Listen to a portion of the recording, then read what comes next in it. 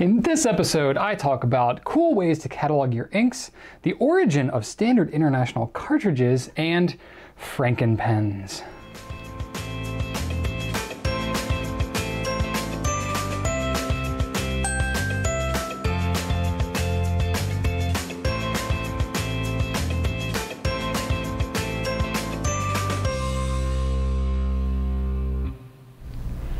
Hey there, I'm Brian Goulet of GouletPens.com, and this is episode number 124 of Goulet Q&A.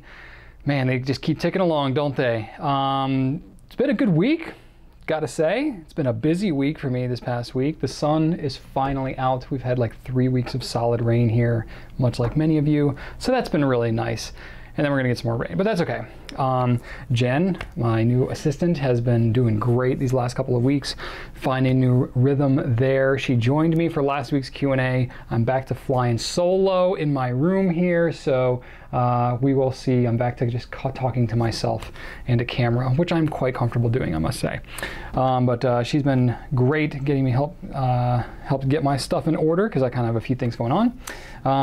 Got a bunch of stuff done last week, and I kind of took that energy into the weekend, and Rachel and I used a rainy weekend to just like tear through our house and just reorganize a bunch of stuff and bag up a bunch of things to either donate or throw away, and just kind of went on a tear, and that was really good. It just, feels really good to, be able to kind of go through that stuff. We're just at that life stage where our idea of relaxing is like having my parents watch our kids so that, I can organize the garage or, go grocery shopping without being nagged by my kids for whatever yogurt or ice cream or whatever it is they want. So that's my relaxing. But that's just where we are, just kind of a fun, crazy time of life. I got to see some really cool Visconti pens last week. We had Mark Cole from Coles of London come and visit.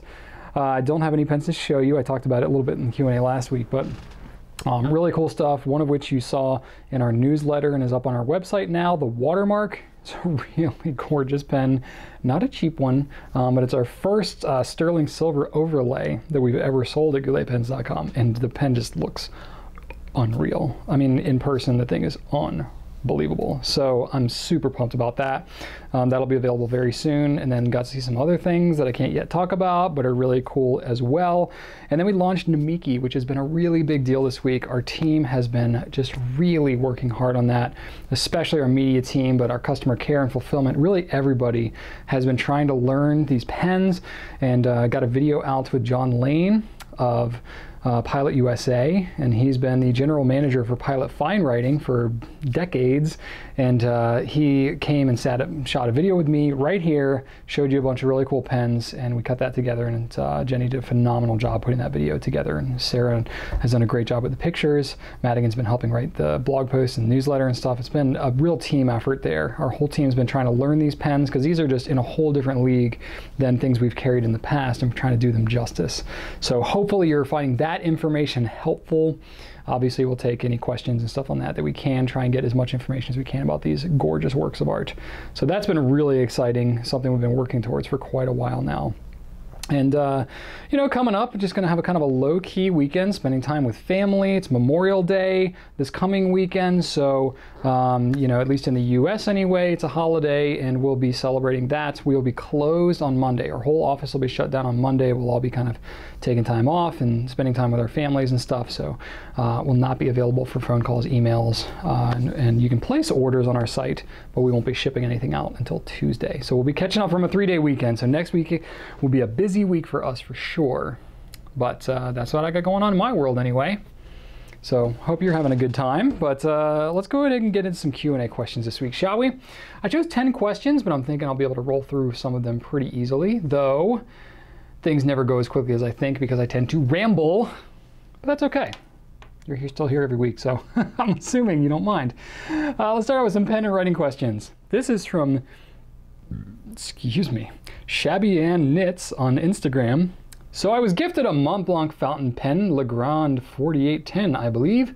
So I've fallen in love with fountain pens. What's a girl to do?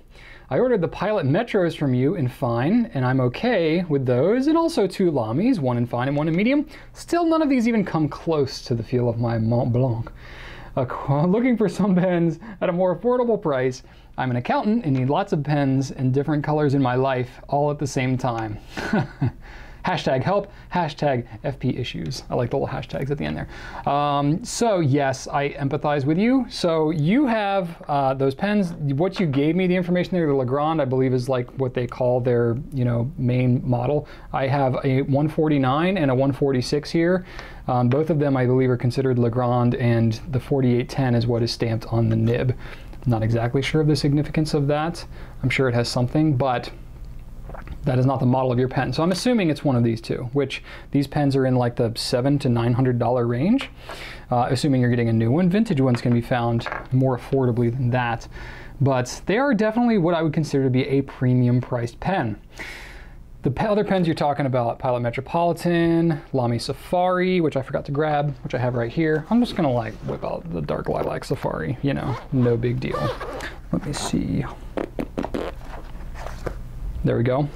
Dark lilac, which by the way, we are very soon going to be getting another shipment of dark lilac ink, probably late next week. Should have mentioned that. That's kind of pertinent. But anyway, so that will be coming. It'll be the last shipment though. And then we'll get some more pens, and I think it might be the last of the pens too. So those pens are going quick.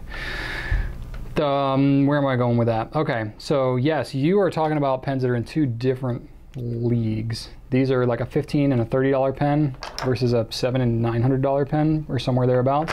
So yeah, they're going to be a little bit different. You're talking about steel nibs versus gold nibs. It's like saying, like, you know, I have a, you know, a Hyundai or maybe a Honda Civic or something, like good cars, but on the more affordable end, versus like a Ferrari, right? Or something like that. So it's going to be in a different league, but I have some alternate pen options for you that I think are a good middle of the road. So first of all, because you're running with gold nibs, they're going to have a little more spring to them. The feel is going to be a little different than a stiffer steel nib. So I think if you go to a more affordable gold nib pen, you can get kind of the best of both worlds. You can get the solid build and feel of a more expensive pen, but yet not have to pay a premium price like you're paying for these Mont Blancs. Some of my favorite pens that I would consider more like my entry-level gold nib pens start off with the Lamys 2000, which is celebrating its 50th anniversary this year. It's a beautiful pen, timeless design, snap cap, piston fill, just like your Mont Blancs, and it actually does a really good job keeping the nib wet. It's got kind of a specific feel to it. Drew and I did a video on how to write with the Lamys 2000. That's really handy, but that one I highly recommend, and you're talking $160 versus, you know, $700 or so. It's more similar in size to the 146, if that happens to be the one you have. And then another one that's very similar in style is the Platinum 3776. This one is in black with gold trim, which looks really similar to the Mont Blanc. So if you're looking for that kind of design, you like that kind of classic professional look to it, they've got this in black, they've got this in several other colors like blue and burgundy, and even some demonstrators and some of the limited versions that they've done. The nib is a little stiffer on these, has a little bit of feedback to them, but phenomenal writing pen. It's a converter fill, has cartridge option as well, so that may or may not be your flavor, but you're talking in the $150 to $170 range for this pen, as opposed to the multi-hundreds. And then another one that is a little more, I don't know, of a modern design, I guess, because it's a demonstrator, is the Pilot Custom 74. I really like this pen a lot. It is one of my favorite pens of all time. It's got some different colors. I chose the smoke one here because it's kind of more similar to your Mont Blancs, but it's a really nice writing pen, $160, and the nib is fantastic on this one. I highly recommend it. So those are some really good options for you in like the sub $200 range that still get you what I would consider to be the best of what you get in this, you know, close to $1,000 range. Though you can buy like 4 or 5 of these other, you could buy all of these ones for the price of one Mont Blanc. So you determine if that works for you. Mont Blanc definitely has a status appeal, has name recognition and things like that, that depending if you're an accountant may or may not in your situation actually make a difference in terms of your clientele and things like that. So that's totally up to you to decide that, but those are some good options for you that I think are worth considering. All right. Rothermund on Instagram says, what are your favorite Frankenpen combos? One brand pen with a different brand nib. Aside from Noodler's Goulet nib and Jinhao Goulet nib combos, is there a good way to set a plastic feed from one brand to a different brand nib? And can you heat the Noodler's ebonite ones for a good fit? So part of the reason I wanted to take this question is about the heat setting of the feed thing, and I'll get to that in a second. But I will say that swapping nibs and feeds is not quite as universal as you might hope. It's not that many pens, honestly, can you swap in and out of each other. It's kind of like getting into like car parts. You know, if you get into the engine, and sometimes there's some universal parts that you can swap on your engine, but for the most part, they're pretty much made to work with each other within a brand, within a model, that kind of thing. If you go taking a, you know, I'm going to show my mechanical ignorance here, a catalytic converter out of your Chevy and go to stick it on your Dodge, it may or may not work very well. Probably won't, because they're just designed to work differently. The parts are similar and can accomplish similar tasks, but they're not made to necessarily work in tandem with each other across brands. I don't know if a catalytic converter is the best example to use there. I don't know why I went there. My instinct was go with alternator. I've replaced several alternators in my life, but never a catalytic converter. Anyway, we're talking about pens here. So when you're talking about the feed, this is like the guts. This is kind of like, I guess, what would be the engine equivalent of a pen. That's where the ink is flowing through it. It's got to mate up well to the nib, and if it doesn't seat well, if it doesn't fit properly, you're going to end up with some pretty major flow issues, and it's just not going to work right. So if you're talking about swapping in between, honestly, the way that pens used to be made decades ago, there were a lot fewer pens around, a lot fewer models. Things were somewhat more interchangeable, sort of. But still, there's a lot of proprietary designs and things like that. And with the materials that are used today, being that most feeds are made of plastic, they're not really made to be heat set and moved from one pen to another. They're pretty much made to fit. And granted, probably the reliability and affordability of them has been enhanced with technology and mass production and things like that. The swappability and maintenance of them, much like a lot of what you see in our society today, you know, sort of like you buy a television today, if it stops working, it makes more economical sense to get a new one than it does to have it repaired in some cases, just because they make them to be kind of one unit, and then they're not really made to be taken apart and repaired and have parts replaced like it was in the olden days. It's kind of the same with pens. Maybe it's not a one-for-one swap on the metaphors there, but it's kind of the same thing. That's why a lot of pen companies don't offer parts for their pens like maybe they did back in the day, because they kind of make them to fit and work, and then if they don't, it's actually probably more economical to replace it or send it back and repair it than it is to have all these different retailers with all these different parts for the various pens that are out there. So it's an unfortunate kind of scenario of just where we are in society today, but that's kind of how it works. So when you're talking about swapping, I'm tying this back to your actual question, if you're talking about swapping parts and pieces across brands, you're going to be into like highly experimental territory here and have to be prepared for a lot of failure. Now, this is something that I haven't really done a lot, but I can say the reason I haven't done it a lot is because it's pretty obvious when it works and when it doesn't. For example, Pilot as a brand, love their stuff, but they make everything in-house. So pretty much none of it's universal with any other brand. Lamys, kind of a similar situation. Mont Blanc, also similar situation. So Mont Blanc has been around for decades, so some of their stuff can be repaired, but these days they need like special tools and stuff. You can't even really get into these things without doing some serious hacking.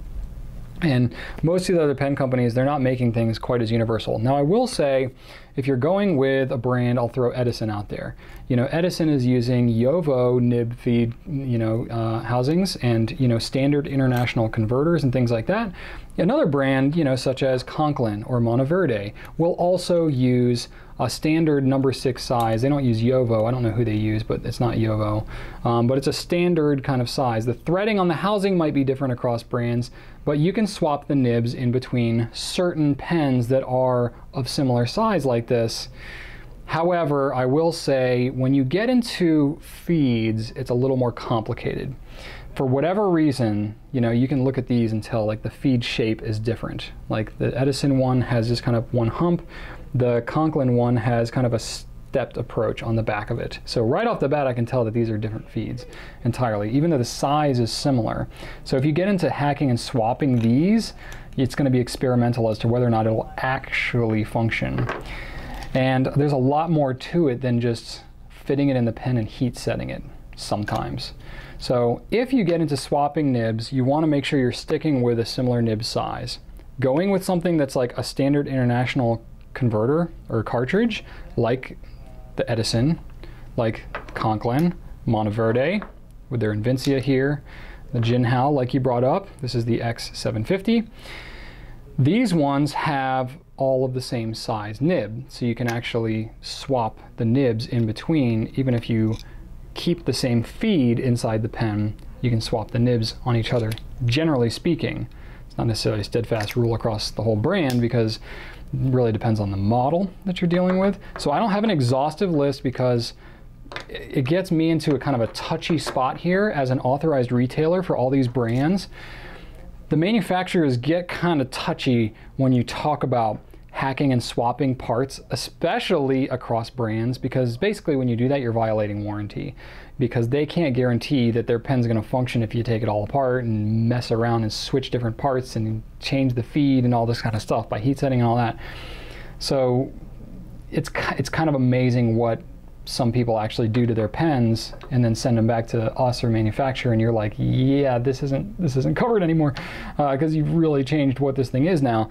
So I will say you have to be careful, and you have to be ready basically you're violating warranty on whatever you're doing this to. So certain things like anything with a number 6 nib, like the Edison, most of the Edison pens, most of the Conklin pens, most of the Monteverde pens, some of the Jinhao pens, all the Jinhaos we carry are number 6, with the exception of some number 5s we had months ago when we accidentally got the wrong size from the manufacturer, and we cleared them all out as fast as we could and like put them on like half price and just got them out of here because we knew how confusing that would be. There's other ones like the TWSBI VAC 700 uses a number 6 nib. The Noodlers, their Ahab uses a number 6 nib. Now we're in an interesting situation with the Neponset and the Conrad, because actually, this is a good place for me to show this. Matter of fact, I didn't even put this in my notes, but since I have it right here. So I have a Neponset right here, and you're seeing the same thing on the Conrads. This is the Ghostly Lapis Neponset. So it used to be, it was just a big open hole, and you could swap the nib and the feed in and out. Now, Noodlers is doing it where there is this white kind of insert inside the pen, inside the grip, and it has a cutout that fits this nib and feed precisely in here. So it is not really made for the kind of universal fit that it used to be. The Ahab, you can still swap out the nibs, but we're seeing not as much consistency with being able to do that on the Neponsets and the Conrads as we used to. So we're not saying that you can do that anymore. So I'll officially say, like, Conrads and Neponsets that are coming out now with this kind of white insert in them, I would not plan on being able to swap any other nib with it, because it seems like the thickness of the nib is a little bit different on the Noodlers nibs than it is on some of the others, and it's not really fitting in there, or it's too loose, or it's just not fitting right. So it's not quite as universal as they used to be, which is a little bit sad, but at the same time you can still do it on the Ahab. It's just kind of unfortunate because we have a video out there that shows using it on the Conrad and stuff, and that's kind of confusing now.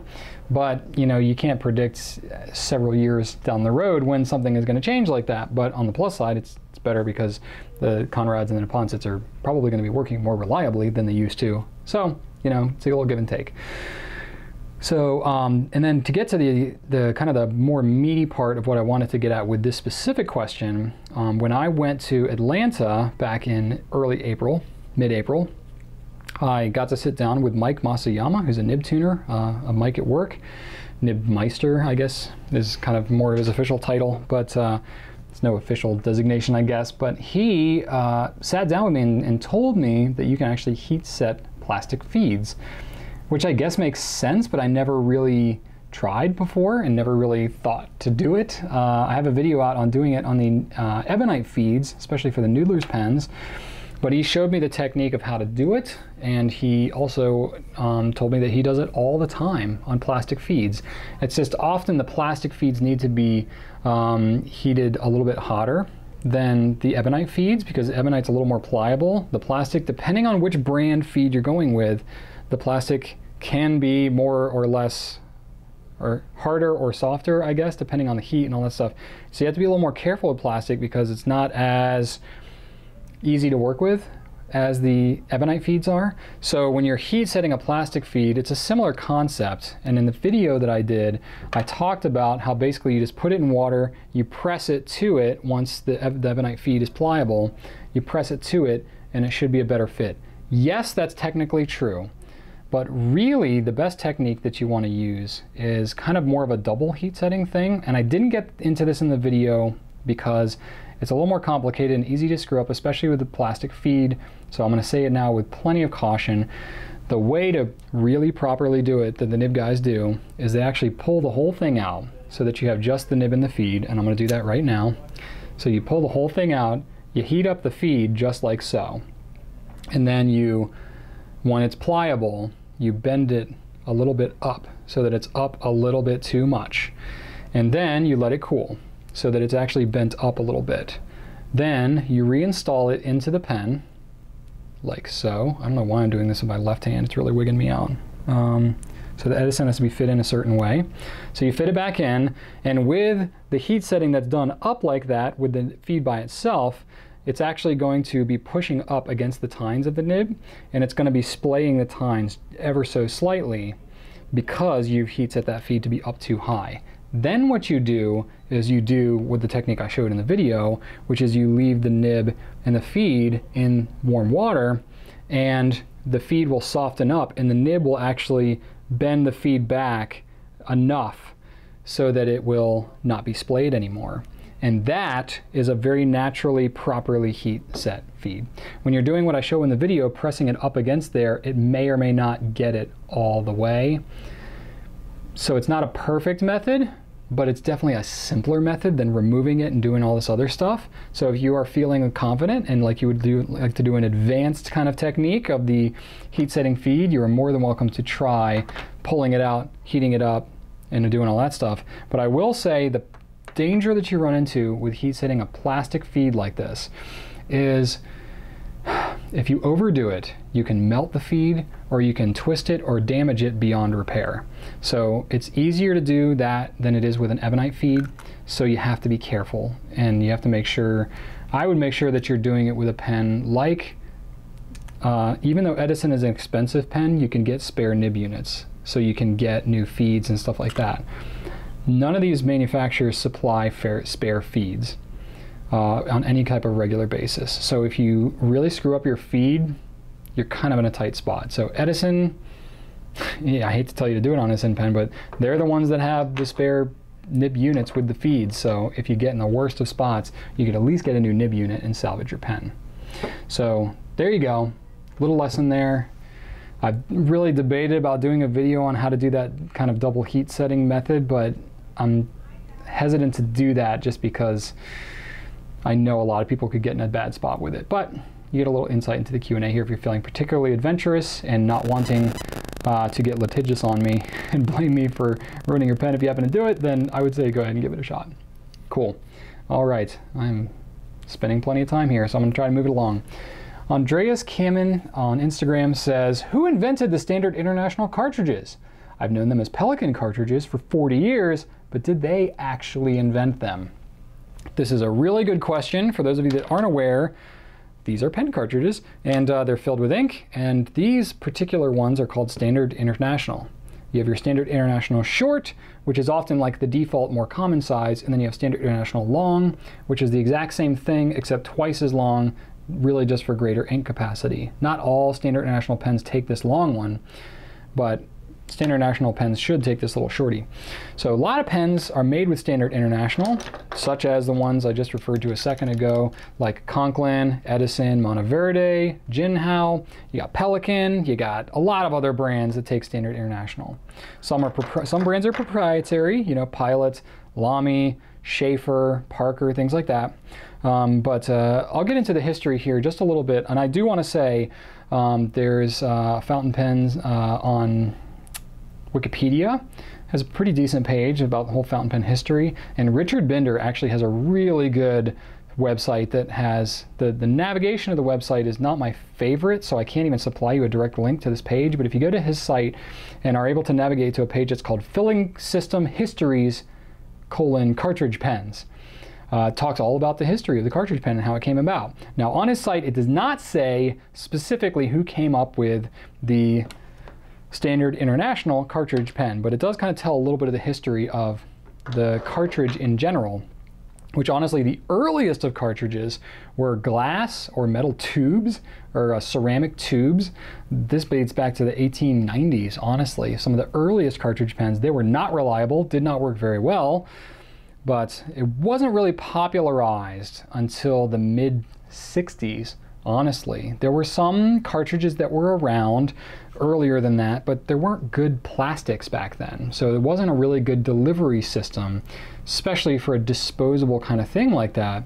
And then you had World War II, which kind of changed the whole, you know, perspective on things in terms of pens and stuff like that.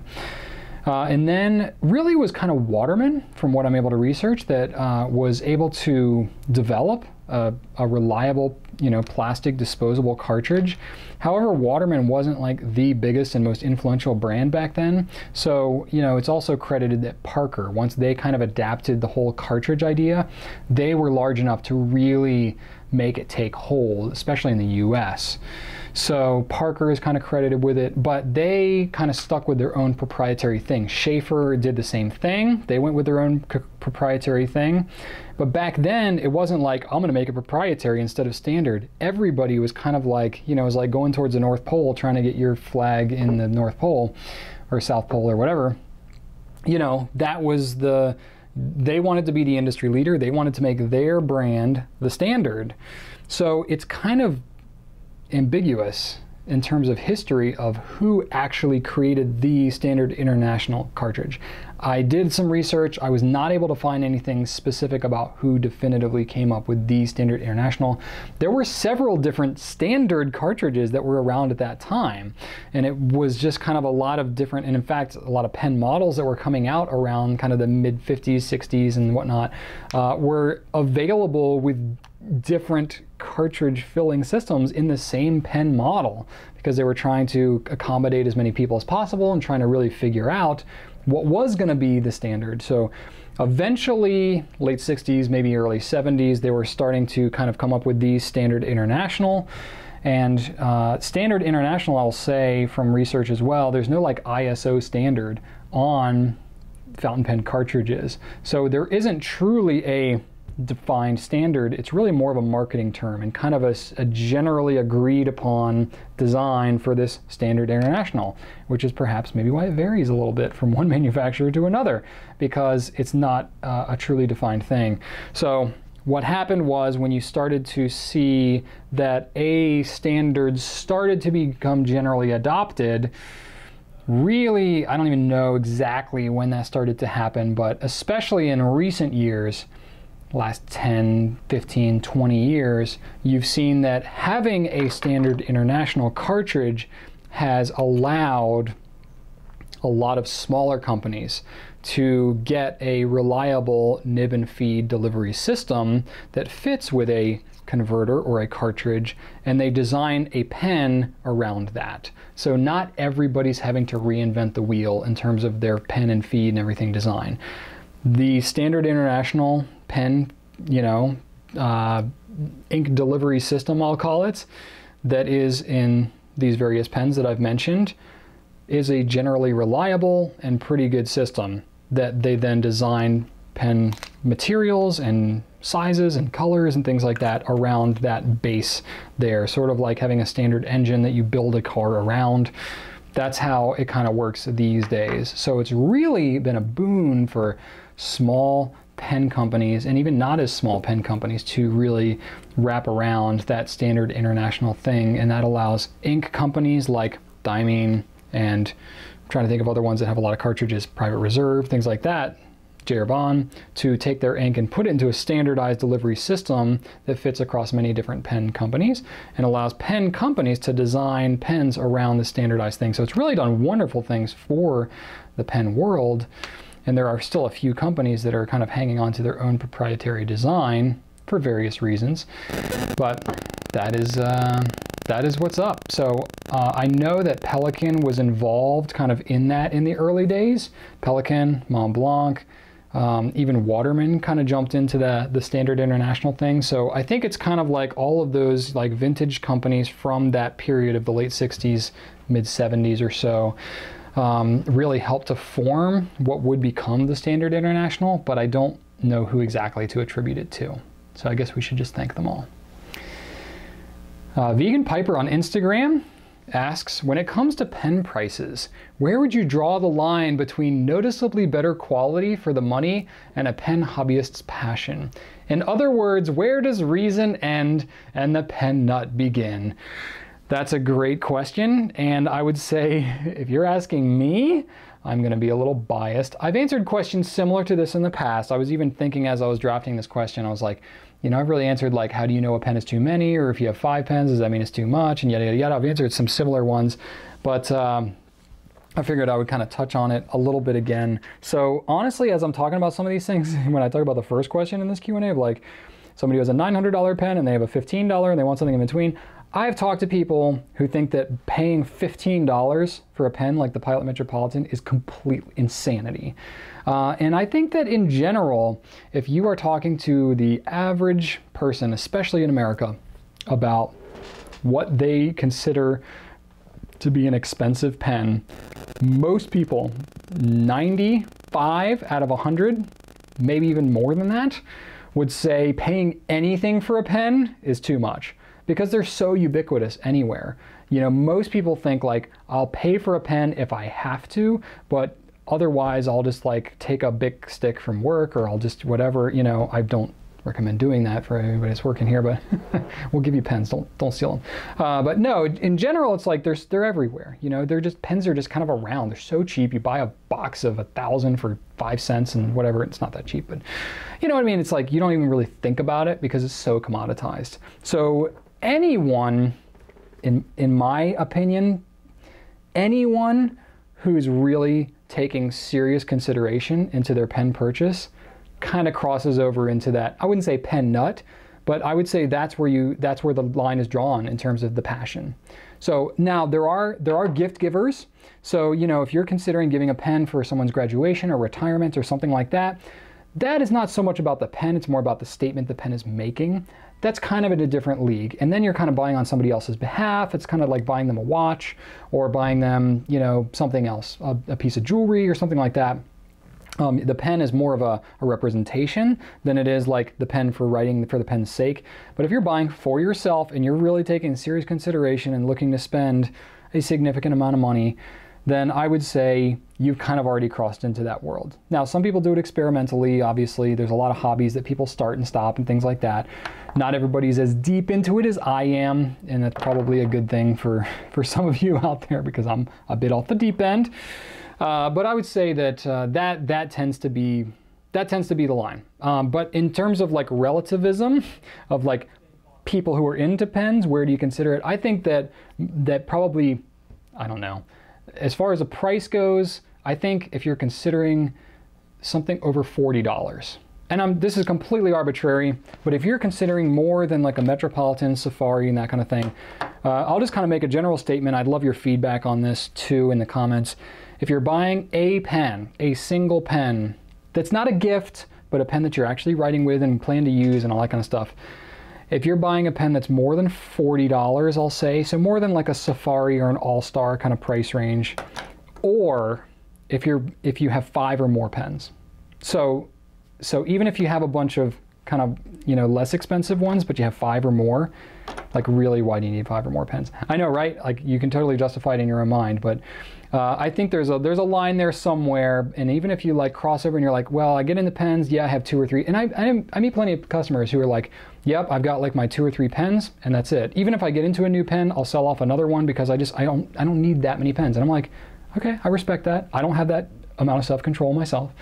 But I respect that, you know, so you're using a pen, it's more of a utility. Cool, you want a nice pen, but you don't want it to take over your life. More power to you, you know, that's totally cool. But for like the true pen nut, as soon as you cross over into like more than 5, that's when you start to get into like, okay, you start to get into like justification territory for all your pens. And I know you know what I'm talking about, those of you that are into it. That's kind of like the other like more qualitative as opposed to quantitative reasoning. Is if you have to justify to yourself or someone else why you need to buy another pen, you probably have crossed over into pen nut territory, right? Like, think about it. You know if you're in that territory, you know, and that's okay. But I would say if you're in that, look, just embrace it. It's a hobby. It's something that's meant to be enjoyed. You don't have to get into this stuff at all. You do it because you love it. And I do it because I love it. And I really do. So that's kind of the thing. Like, you'll kind of like find yourself falling down the rabbit hole and stuff like that. And, you know, maybe if you're like afraid to fall down the rabbit hole, just say like, yeah, I'm not going to get that 5th pen. I'm just going to keep it at 4 or 3 and that's it. And if I ever get another one, I'm going to sell off one and that's it. And if you have that self-control, then maybe you're not as nutty as I am, but that could be a good general rule for you. So I would love your feedback on that. I just kind of made this whole thing up, so we'll see how that goes. All right, Lorenzo Esquire on YouTube asks, I'm trying to find options for faceted or fluted pens at less than $100. My favorite pen has been discontinued. Bummer. I feel that a faceted or fluted body helps maintain orientation, especially with stub nibs. Love to hear your suggestions and thoughts on the matter. Perhaps Keras Customs with flutes may be an idea. Thanks. Well, Keras Customs doesn't make anything with flutes right now that I'm aware. Not a fountain pen anyway. And maybe they will in the future, I don't know, but if they did, it probably wouldn't be $100. So of the pens that I've seen that have been fluted in some way, I'm thinking about like Omas with their Ogiva, which was a $500 pen. And other things like that. I know Visconti's done some stuff like that, like the Divina, which is a very expensive pen, many hundreds of dollars, upwards of $1,000. And pens like that. The reason that fluted pens get and faceted pens get so expensive when you get into kind of these like cast resin materials and other things like lucite and things like that, the reason they get expensive is because you have to cut each single one of those flutes or each one of those facets individually, and then you have to polish them basically by hand. So it's very time consuming, and for what you're getting, it's time. It's time and artistry and the craftsmanship that goes into it. Not necessarily like super practical necessarily for everybody to pay, you know, $1,000 for a Divina, but there's artistry and just like a whole other element of things that get into it besides just the faceted design. I have some other ones here that I recommend that are injection molded plastic, which are more practical, and they can be, you know, faceted anyway. I don't have any fluted ones, but I have faceted ones that are the sub $100 range, and I'll discuss those with you now. So one is the Lamys Safari, such as the dark lilac here, which I still have my little cardboard ring on there, but it doesn't, you take that out and use it. But it's not faceted necessarily, but it does have a triangular grip, which kind of emulates that faceted thing. You can get stub nibs for these, and it's very good for maintaining control. And in fact, the Lamy 1.1 stub is one of my all-around favorites. So this is a really good option, pretty affordable price as well. It also works for the Vista, the All-Star, Lamy ABC, the Logo. Well, that doesn't have the faceted thing. The Joy does. All have that triangular grip, and all would take these same nibs. So those would all be good options for you. The Kaweco Sport, which I forgot to grab, but the Kaweco Sport is, and dang it, I realized I have my mic cord running over here. I can't even roll all the way over there and grab it. I'm sorry, I'm just gonna let you down. But the Kaweco Sport, a lot of you are very familiar with it. It's got a hexagonal cap at least. So when you're holding it capped in your hand, which you often do because it's a short pen, That has a faceted design on it, and those are pretty affordable, low to mid $20 range. And the Pilot Plumix, actually, it's kind of a weird pen. I call it the squid pen because it looks like it has a squid head on it. But that's got kind of the triangular grip, same as the Safari here. So that pen is cheap, it's 10 bucks. So kind of worth checking at 10, 11 bucks, somewhere around there. So that is it. And that's kind of all I can think of. I might be missing something, but not a lot of faceted options in general, but especially in that kind of $100 range. All right, let's talk about ink. This is KM Alina of One More Chapter from YouTube. We spoke about ink collections and ink samples these last couple of weeks now. What are some fun ways to catalog a collection of inks or ink samples? I know Stephen Brown has a couple of notebooks filled with swatches, and reviews on gouletpens.com has a swab shop and so on. And one can always Google an ink, as I do, but what are some of the coolest ways you've seen folks keep ink reviews or swatches on hand for reference? And how do you figure out which ink you want to use based on your past reviews? So I'm going to do what I often do and answer the last question first, because I have not a great memory and that's what I remember right now since I just said it. So I'm going to talk about how do I pick my inks. I am very impulsive. A lot of times I just go from my memory. I do have a pretty decent memory in terms of tactile things. So if I've used an ink, used a pen, I have a pretty darn good memory as far as how a pen nib feels, how an ink flows, the color and things like that. So I don't often need to reference my ink reviews and things like that to remember at least generally what kind of experience I'm going to have. That comes in pretty handy for me when I'm talking about pens and inks and stuff like that. I have a really good memory in that respect. Terrible at memorizing words. Literally, I'm not even joking. This is a tangent alert right now. When I sit down to shoot the intro for this video, it's rare that I do it in one take. I can sit here and talk for an hour or more about all kinds of stuff related to pens with pretty good accuracy, if I'm to brag on myself, humble brag. But I cannot for the life of me say a sentence that I have written, scripted out, even moments before. It's like a debilitation that I have.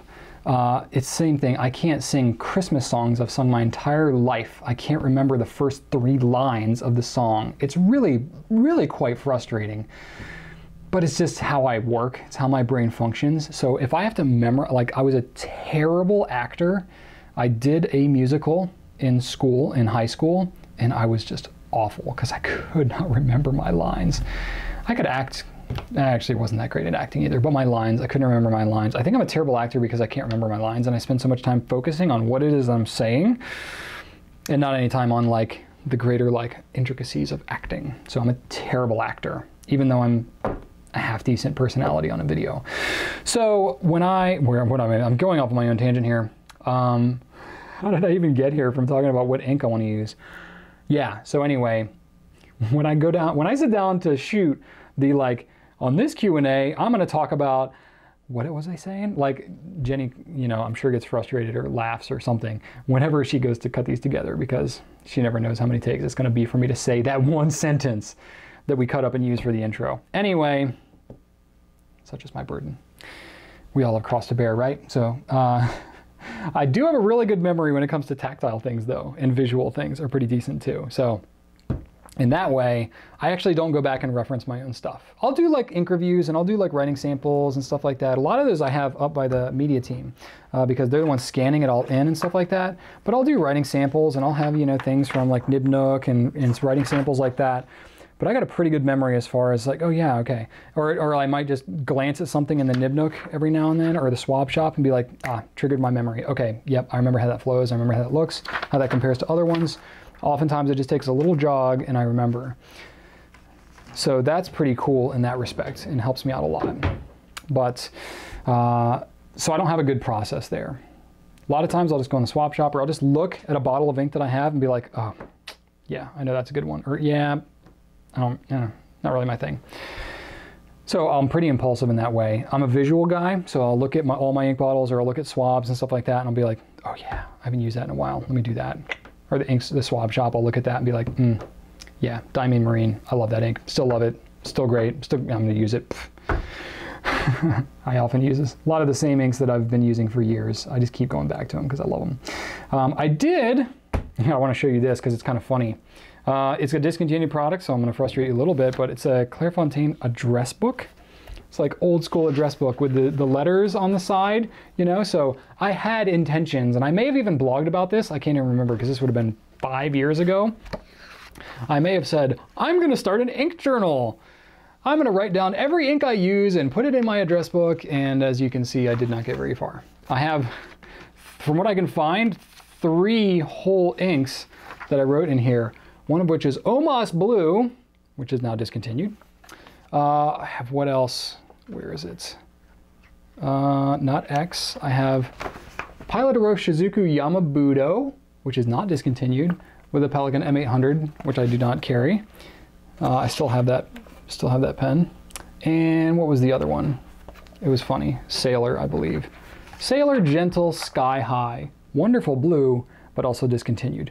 So literally of the ink journal that I started, 2 out of the 3 inks I put in here are no longer in use. I did keep the bottles though.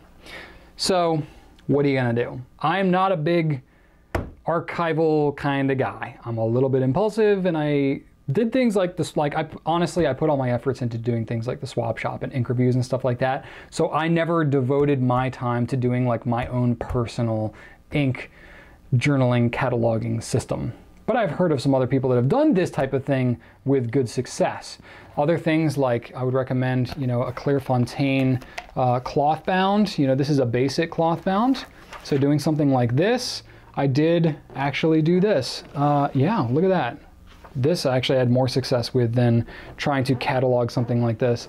I have, you know, Konpeki, Azagao, Sioro, Kujaku, Sailor Gentle Grenade, or Grenade, Pilot Aro Shizuku Yamaguri, Sailor Gentle Apricot, Gentle Sky High, Iroshizuku Yamabudo. I just got a pretty decent number of inks in here.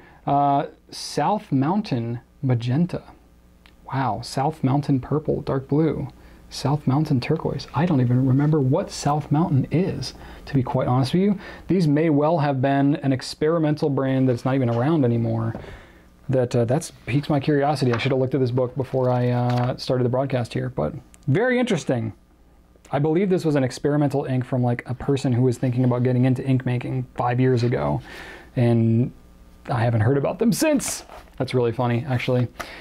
So there you go. Another really cool thing that I've heard people do is an ink card system. These little word cards from Nemesign, you're gonna hate me because we carried these for like a minute and then they discontinued them. The manufacturer did. These were the coolest things.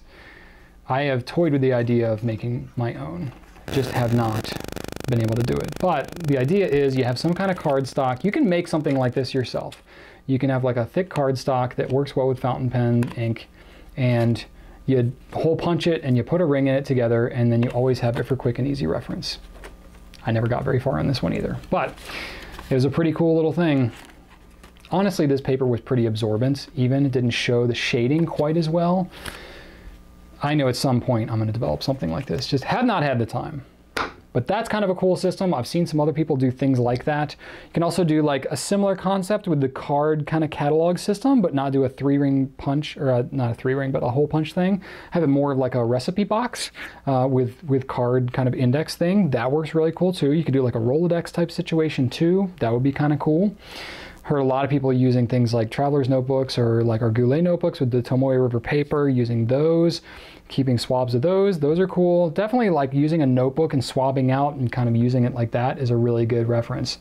Some people like Liz Steele, she's an urban sketcher. She'll do artwork and she'll do stuff like that. Not necessarily as an ink cataloging system, but I mean, when she shoots her videos and stuff, she has an entire bookshelf like this filled with notebooks because she does daily sketching. So she'll do that and she'll be able to reference back of inks that she used and things like that. That's another cool thing. You can do sketching, you can do you know, just some kind of discipline of writing with something on a regular basis, and kind of journaling it is a really good idea. And then the other cool thing I've seen is with people that are using ink samples, which are often the, you know, ones who are, you know, you're not necessarily buying a bottle of ink every week, but you might be buying samples on a fairly regular basis. So testing those out, you might go through quite a few colors and have more of a need to do an ink cataloging system. I've seen, isn't necessarily something for testing flow and stuff on the ink, but I've seen a really cool, like, you know, you get an ink sample tray or some kind of ink sample storage. I've seen a lot of really cool solutions people have done there. But having some sort of swabbing system that actually stores it on the vial. So using some sort of like round sticker or something that goes on the top of the vial, and then swabbing it on top so you can see at a glance in your tray what color is in that vial. That is also very cool. So kind of neat stuff. A lot of people get pretty creative and really interested there. So give you some ideas, maybe spark some thoughts for you to develop for yourself for the future. All right, man, I have no problem filling time. We're at like 50 minutes already. Dang, and I got 4 more questions. Gee whiz. All right, I'm gonna blow through these and get through all 10. All right, CSF Photo on Instagram. After seeing such an impressive ink collection on the last Q&A, I couldn't help but wonder how could one possibly get through all that ink in a lifetime before the ink dries up in the bottle? Does ink have a shelf life? I have a mere 4 bottles of ink and haven't made a dent into any of them after months. If ink begins to dry either in the pen or bottle, can it be salvaged? So this is kind of a multi-question going on here. I have talked about this topic a bunch before, I know, and I'm sorry for those of you that hear me repeat parts of myself, but I will move quickly. So in Q&A number 122, about 23 minutes in, I did show my whole ink collection, so you can check that out. It's kind of interesting. Does the ink last a lifetime or have a lifetime? So some people think like ink has an expiration date and stuff like that. They really kind of don't. They'll go for quite a long time, especially if they're stored properly, if they're stored airtight, out of direct sunlight, especially if they're in the box and in a cool, dry place, then you're gonna have the most success storing your ink for a long time. Now I will say ink can last literally decades when stored properly, but you may get some evaporation that'll happen, especially if it's in a plastic bottle, because you get leaching and stuff that can happen through the plastic over time. But you can reconstitute ink if it happens to dry up in the bottle. You just put a little distilled water in there and to whatever ratio it needs. Then it gets tough because like if it's been 2 decades and how do you really remember what the original color was, and if it's something that's evaporated out and you water it down, is the color could change and not be as saturated. But even still, I've heard of people using ink from like the 40s and stuff like that, sometimes reconstituting with distilled water. So that is definitely a possibility. If you're talking about using it in your lifetime, I didn't count exactly when I pulled them all out, but it's probably something like 80 bottles of ink, maybe more. There's no way I will ever use that in my lifetime. Not a prayer. That's a ton of ink. Way too much ink for any normal person to have. I have it for archival purposes. Most of the ink that I have is old discontinued limited edition stuff or things that I use for reference, and I just want to have it on hand for a long time. I will never actually use up all that ink. My kids will probably inherit it someday and be like, what are we going to do with Dad's 80 bins of ink? Who even wants this stuff? You know, hopefully I will raise them right and they'll learn to appreciate all this stuff, but who knows? But go figure. So I will say that it can be salvaged. If you properly store it, you can use it for a very long time. And for the most part, it comes down to economy of just like, you know, a sample of ink is not that huge and definitely wouldn't last, you know, as many decades as a full glass bottle of ink. So a lot of it is like, okay, yeah, you may not use the entire bottle, but you're going to use enough of it to justify the purchase of the bottle, or maybe you just like to do it and you like to collect ink and that's kind of your thing and you just justify it however you have to. That's about it. All right, I got a paper question this week. Larry Thibodeau on YouTube says, I'm finding that my pens are skipping the more I get down to the bottom of my web notebook, and I had to summarize it because the paragraph is way blown out in that question. So he's got a web notebook and says that in your experience, do you find that the thicker Rhodia paper in the Webby is more likely to be finicky across most pens or nibs? What notebook would you recommend as a replacement? I've filled 3 Webbies completely thus far, and I'm about to fill my 4th one, so this would be an opportune time to switch notebooks if you think that the Webby is just not compatible with my pen, ink, or writing style. So I will say Rhodia makes some pretty slick paper in the web notebook. I have here a pretty well-used web notebook, and it's fairly slick paper. So what's happening probably in your situation is you're getting hand oils that are, you know, transferring from your hand onto the page. Because the paper is so slick, it's not absorbing those oils, it's staying on top of the paper. That alone is probably not causing your skipping issues. There's something else going on. That's a major, contributing factor.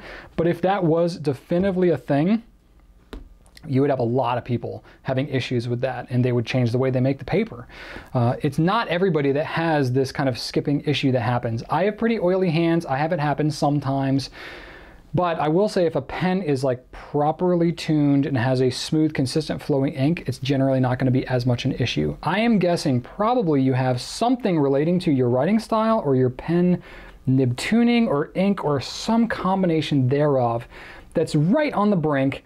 And then the fact that you're using such a slick paper and have the hand oils, it's just too much, and it's causing that ink flow to break. That's probably what's happening. It's a combination of a lot of different things that probably with the different pen ink combination, that paper would not be such an issue.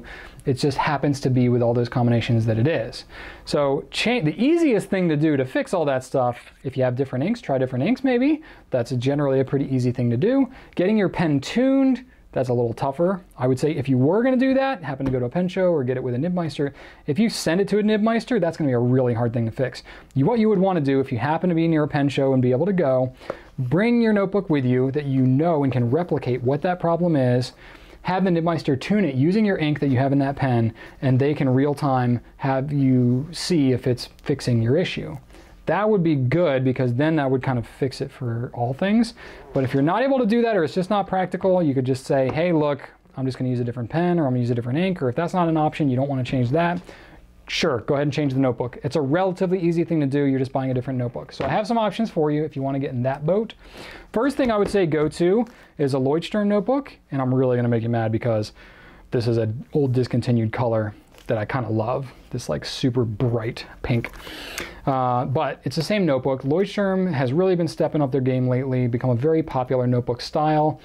Similar, sort of, to the web notebook. The cover is not quite as thick, but it's very similar in size. Actually has more of a sheet count, has numbered pages, which is kind of cool, and has some more options in terms of like dot grid and stuff like that. So this is a really good alternative. The paper quality is really good, not quite as slick as this one, but still really good. So you may want to check out Leuchtturm. Another one that's also good that's really kind of a similar feel to the web notebook is a Quo Vadis Habana. Now the line ruling on this one's different. It's 5.5 instead of 7 on the web notebook. So it takes a bit of an adjustment in terms of your writing style. So it may or may not be your flavor. It's a little bit larger in terms of its overall size, especially if I put the two next to each other. It's kind of an oversized version, but it doesn't have quite as many sheets. It ends up being about the same writing overall, what's the word? It's completely failing me right now. Footprint amongst all the pages and all the size and stuff like that, but it's a little thinner, a little bit bigger notebook, so may or may not be to your liking, so it's worth exploration. And then another one I have here, this may or may not be worthwhile for you, a little flimsier cover, but it's the Apica CD. This is the premium, which is still pretty slick. They also make a non-premium, kind of their basic version. Similar size and everything. Paper's not quite as yellow, but still kind of an off-white. Might be worth you checking out as well. Not quite as slick, but still a good writing experience, so it's worth checking out. Hopefully that helps you out. All right, I got a personal question. This is from Kong Urus on YouTube. Wow, that was interesting getting out. This is a really random question, but I'm happy to take it. What kind of water bottle does Brian keep with him? So you'll see this pretty much every week in Q&A. I do enjoy drinking from it. So this is a Thermos HS4040 CHT6. So Google that, buy it wherever you want. I bought mine from Target. It's an 18-ounce insulated cold beverage thermos. The reason I like it so much is because it's relatively thin. The backpack that I use has a side pocket on it that it fits nicely in there. I like it for that. I like that you has a latch on it because my kids like to get a hold on it, and it kind of keeps it together. I like that when you open it, it kind of flips open like that. I like the spout size on the top, and it keeps things really cold. So I fill it up with ice in the morning, and I put water in it. I like to have my water really cold, like just above freezing cold. So I fill it with ice, like it's super cold. I fill it with cold water throughout the day, and my ice is like half gone by the end of the day, and I have ice cold water all day. So I love it for that. It's also got this little like rubberized grip thing, which is kind of handy. But yeah, that's it. I've been using this mug for, gosh, 4 years now, 3 years now, something like that, really solidly, and I enjoy it very much. So I have no affiliation with Thermos or Target or anyone involved here. I just really am a satisfied customer. And I'll throw in a kind of a bonus onto this question that I also use the same coffee mug every day, not just because it's Goulet Blue. That is a bonus. It's just really sweet. But Contigo is my brand. Love it. Has what's called the auto seal, which allows you to not have it, it's empty right now, but allows it to roll around and stuff without leaking. And then when you go to take a drink, you just push the button down, drink, and then when you let it go, it seals up again. Love it. Also has a lock on the top, so when my kids are getting feisty, I can just lock it and it can roll around and they can't push the button open. Super handy. And when you go to clean it, the newer versions anyway, have it where you can just kind of flip this part up and boom, there's the little spout cover, so you can clean it and get all up in there. Good engineering. Both of these mugs will run you around 20 bucks. So they're a bit of an investment, but for somebody like me that's drinking coffee and water every day, it's super handy. And this also fits nicely into the opposite side of my backpack. So I can be good to go, ready to rock. And that's the life of Brian. Last question. This is a business question from Losterbahn on Instagram. In the world of comic books, there is a free comic book day where you can walk into most any comic book store and pick from a selection of titles for free. The idea is to get more people into the hobby by making it very easy to try it without worrying about wasting money on something you may not like. If there was an analogous day in the fountain pen world, what products, pens, ink, paper, accessories would you put in the selection? What do you think would hook someone's interest with a first try? Assume you have a fairly generous anonymous benefactor who will finance this whole endeavor. Well, I haven't found that individual yet, but I think it's an interesting concept. I've never been asked this question before, and I was even aware of Free Comic Book Day. I wonder if that's kind of like a fountain pen day thing, like a wellspring that just came up from the community, where it just kind of raised awareness and interest about it. Probably. Maybe it was something that came up from like a specific, manufacturer, DC or Marvel or somebody like that, to just try to bring awareness to it. I don't know. I did not research that ahead of time. I'm sorry. Maybe you could educate me in the comments if you know the history of Free Comic Book Day. But comics are a little different because you're getting everything you need in one product. I mean, yes, there's a lot of things around comics that you can get into, but you can read a comic book without needing something else. Fountain pens are a little different. You need fountain pen, you need ink. Well, that's really kind of it. You also need paper to write on, but paper is pretty ubiquitous. You can find it wherever you are. You really need the pen and the ink together. So when you get into, it's not like you could have a free, Lamys Safari and a bottle of ink. That gets kind of expensive. It's a bit of an investment. It's not like a comic book, which is just, printed on paper.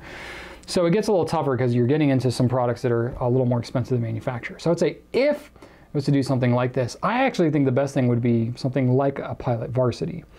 Pilot Varsity is a disposable fountain pen that is preloaded with ink, so you don't have to worry about filling it and all this kind of stuff. It gets you used to the concept of that smooth flowing ink, several different color options. It's relatively affordable, $3.20 or so retail price. So, retailer or manufacturer could give it away relatively inexpensively to people who are interested. But this is a kind of situation like I'm an online only store.